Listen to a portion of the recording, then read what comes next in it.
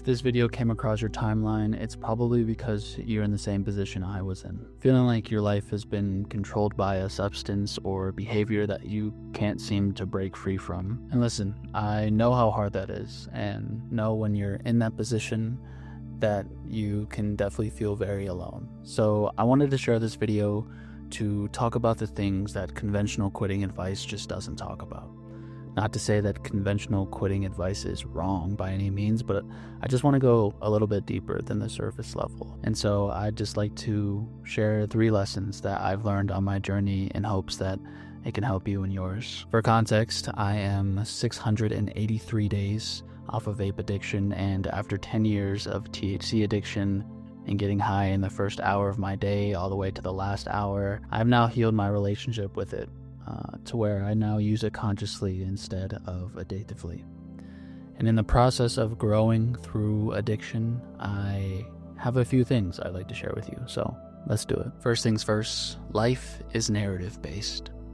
You are always telling yourself a story, and the stories we hold can either be to our benefit or to our detriment. If you tell yourself, "I'll always be addicted to this," on the other hand, if you tell yourself, "I will overcome this," even if you don't know how you're going to get there, you will have started the process of selective attention. This can be described as the Baader-Meinhof phenomenon, where what you tag in your brain as relevant will start to become more common in your experience. So for example, when you start thinking of a specific car and you start seeing it on the streets way more often than you did before, it's not because it wasn't there before, but because your brain prioritizes processing of some sensory information while suppressing other information, simply because your attentional capacity is limited. This can also be explained by the phenomenon of confirmation bias, where you will favor information that supports your current beliefs and reject other information that is contrary to your current beliefs. Going along with the idea that you don't experience the world as it is, you experience the world as you are. I present all of these ideas to tell you that what you tell yourself is very important.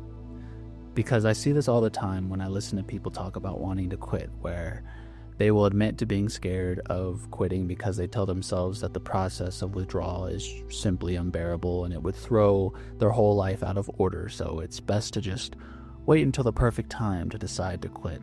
And then it's a year later and the perfect time never presented itself. So, all that to say, never forget that you dictate the story of your life.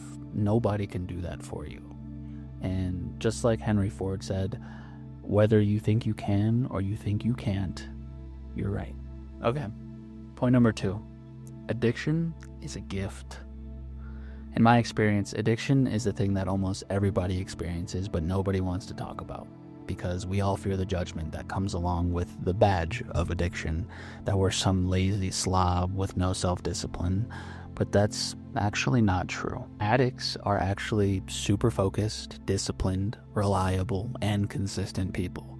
They always make sure they have enough money or whatever their thing is to get them through the day, the week, of vacation. They're willing to sacrifice their time and money to get what they want, and they never miss a day. So if you had described to me that person without telling me what it was for, I'd imagine that that person was pretty successful. The point being that you have unknowingly developed the characteristics of a successful person. Not to say you haven't gotten any success yet, but just that you have just applied those characteristics to things that don't fulfill you.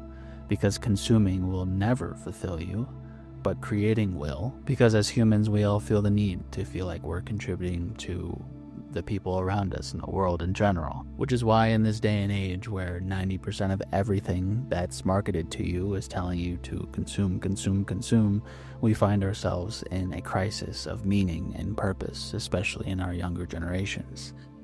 And I believe the antidote to this crisis and the great opportunity of our time is to create. And so as somebody who has built up the characteristics of what it takes to be a successful person, your way out of addiction is to channel that same energy and drive towards creation, and to convince your mind to make your contribution to the world as necessary as whatever drug or activity you're addicted to. That, my friend, is the path I encourage you to take. All right, my last point is that magic is just mechanics that you have yet to understand. This is just what we love about magic and magicians. After seeing a really dope magic trick, the first thing our mind tries to figure out is, how did they just do that? And if the magician does end up revealing to you how he did it, you are now empowered with that information that helps you go from a confused state to a clear state, just general clarity, like, oh, I get it now, you know? And the same thing goes for addiction. When you're in an addictive cycle, your mind is simply confused into believing that you've basically been imprisoned and the key has been thrown away. And just like a prisoner who's serving life, it starts to just accept that this is just the way it is. And even if I wanted to be free, it would take some sort of miracle to one day see that freedom. I need you to understand that addiction is mechanical more than it is mental.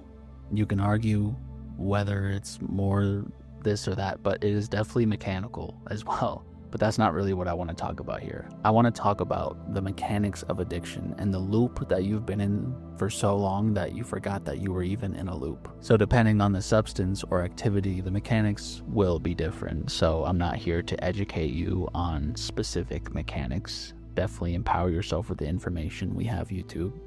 But I'm here to encourage you to understand the mechanics of whatever your addiction is. So for me, when I was addicted to nicotine and THC, the breakthrough really happened when I started to understand these systems in my body, the endocannabinoid system, the nicotinic acetylcholine receptor system, the dopamine system.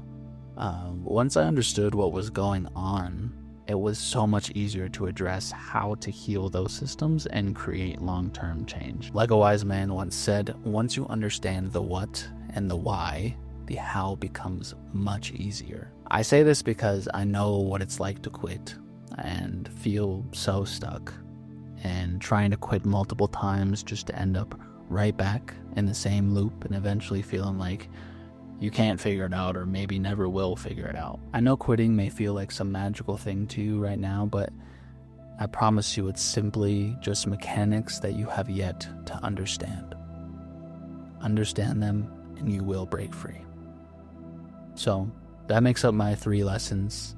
I will definitely be dropping more information on this channel, so if you're curious, go ahead and subscribe to the channel. If you were unaware, I run a company called Clarity Academy where I help groups of people overcome their first month of the quitting process. It is tailored towards people addicted to nicotine and THC or both, like in my case.